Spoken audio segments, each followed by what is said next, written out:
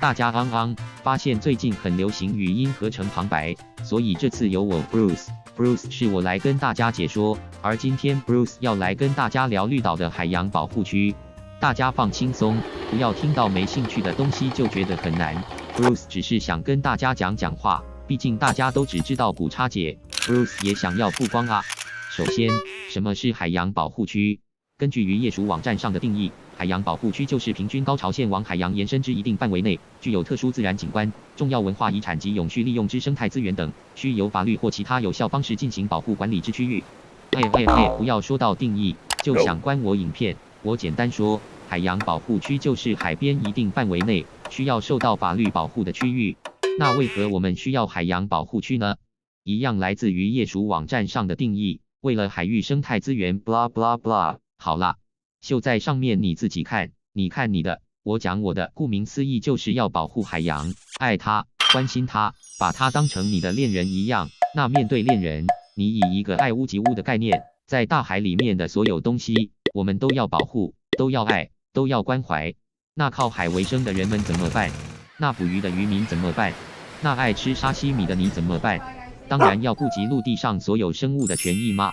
所以我们这里提到的海洋保护区，是建立来保障陆上与水下生物的权益。我们生活的这块小小番薯国应该要先推动区域性海洋保护区。台湾没有美国那种983万平方公里的大国土，海洋保护区的面积小也是能理解的。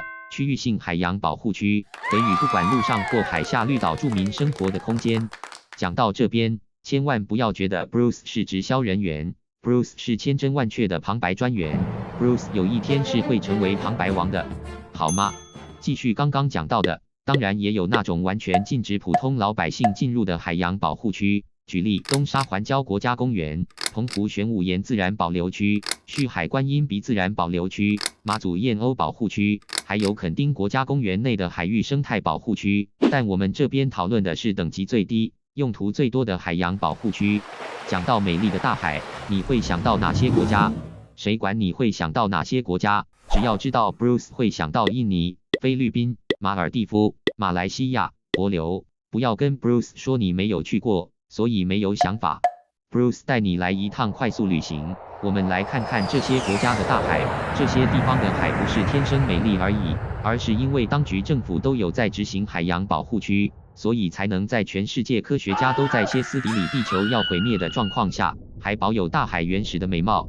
首先，我们的第一站是帛琉，再来回顾台湾绿岛。第二站是印尼科摩多，再来回顾台湾绿岛。第三站来到菲律宾 Oslop， 再来回顾台湾绿岛。第四站去所有人心中最美的海岛马尔地夫。再来回顾台湾绿岛。Bruce 忘记数到哪里了，反正接下来是马来西亚西巴丹。惯例回顾台湾绿岛：帛琉、绿岛、科摩多、绿岛、Oslop、绿岛、马尔地夫、绿岛、西巴丹、绿岛、绿岛、绿岛、绿岛、绿岛。不是要给你们看国外的海有多清澈，要比清澈的话。绿岛的海可是拿过百大前点赞赏的 Taiwan #1。 Bruce 是要你们看国外的大物级鱼球，绿岛的海很棒，但是为什么绿岛的海很棒却没有大鱼、大沙沙还有大球呢？影片看完或许你就会知道答案了。Bruce 很坏 ，Bruce 要你自己想。Bruce 小小 PS， 如果你觉得这桥段很眼熟，那 Bruce 只能说这是你的错觉，这桥段绝对不是要跟古叉街的成名作茶新闻比拼。当然，也绝对不是在跟他们致敬。好，快乐的时间总是过得特别快，我们的国外小旅行结束了。一段旅程的结束总会有什么收获 ？Bruce 带你们出国去玩，给我点什么回馈吧。你们以为这些国家会不顾一切的保护大海，是因为什么？当然是有钱赚啊！不要觉得惊讶，海洋保护区除了海洋保育的功能之外，还是可以赚钱的。不要觉得 Bruce 跟势利眼的大人一样，只会提到钱。Bruce 今年才18，而且 Bruce 也不想这样好吗？但唯有提到关键字，观众才会觉得影片有搞头呀。我这话是什么意思？让 Bruce 细细给各位客官来解释。首先让我们回到绿岛。根据观光局施政政策的主要工作项目提到，绿岛作为国际观光景点的发展项目包括游客中心、朝日温泉、露营区以及浮潜区。对 Bruce 来说，这句话在讲绿岛是台湾一个重点观光区。既然很重要，那 Bruce 要征求志愿者1枚，来趟绿岛2天1夜之旅，决定就是你了。Bruce 付钱 ，Bruce 选民宿 ，Bruce 懒惰 ，Bruce 选包套行程。包套行程很方便，含了船票、住宿、机车、浮潜、早餐、夜游、接送以及旅游保险。Bruce 还想再买一些纪念品，加一加我们2个人约花新台币4800元。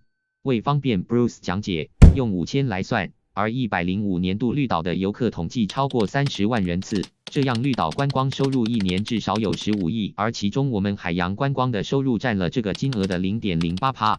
是1.2亿，这是单浮潜带来的数字，不包含水面水底等其他海洋活动。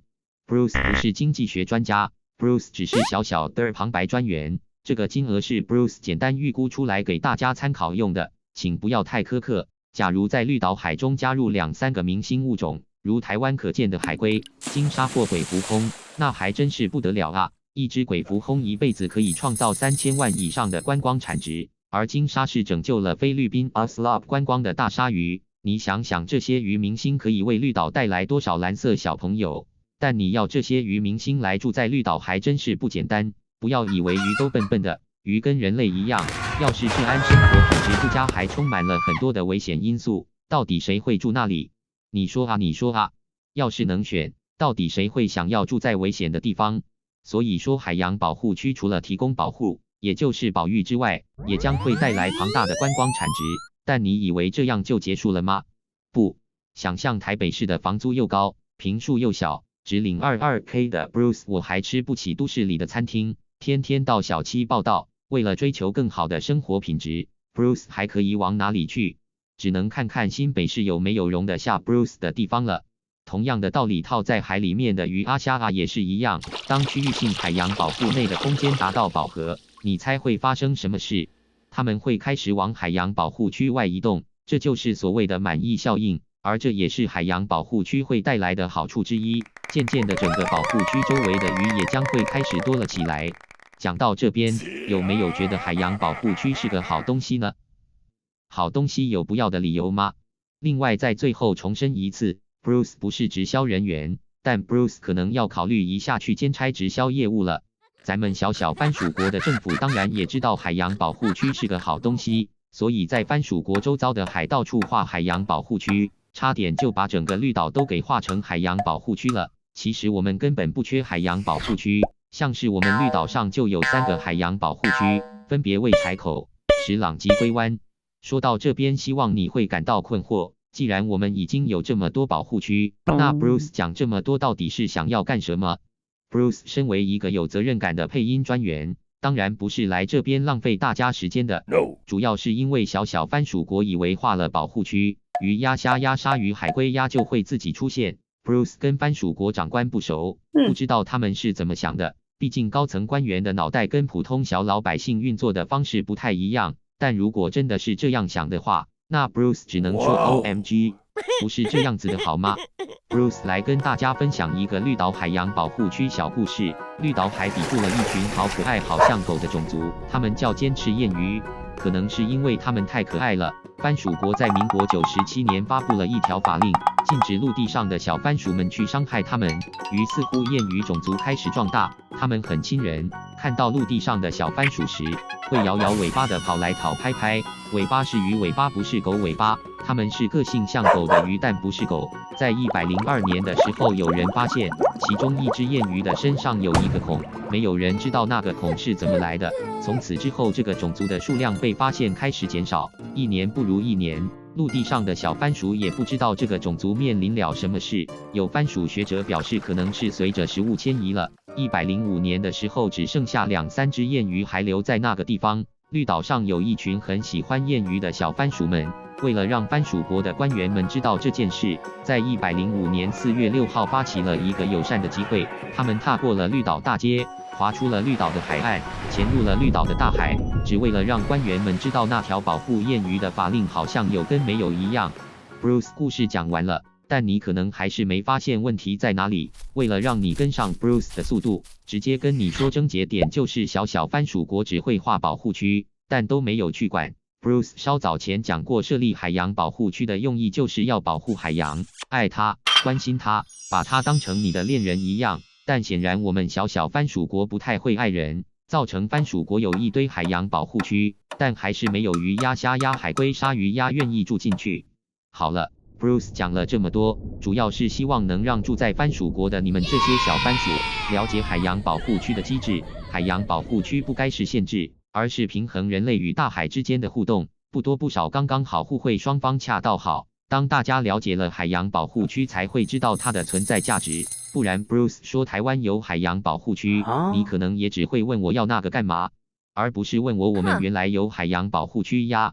只有让更多人知道现在台湾海洋保护区面临只划不管的状况，才能让台湾政府知道有人在乎这个不完善的海洋保护区。唯有如此，我们才会有机会获得一个健康的大海。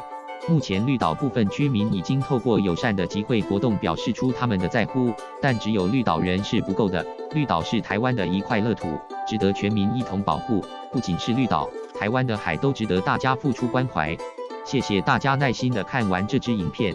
跟大家讲话很开心，是说千万不要跟别人说这支影片都在练校威，好歹也要说是在讲绿岛海洋保护区的543啊。对了，刚刚跟大家分享的绿岛小故事有后续哟。绿岛上住的好可爱好像狗的种族燕鱼数量有增加的趋势，2017年已经被证实，从3至4只增加为7至8只了。就这样 ，Bruce 爱你们，我们下次见。哦。